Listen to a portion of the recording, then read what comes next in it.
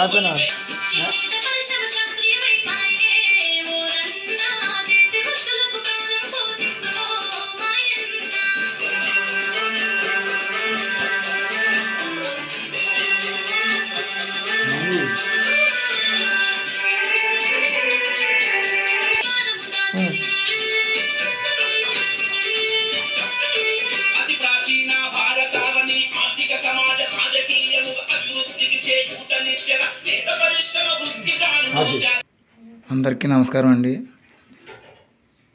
అందరికీ నమస్కారం అండి.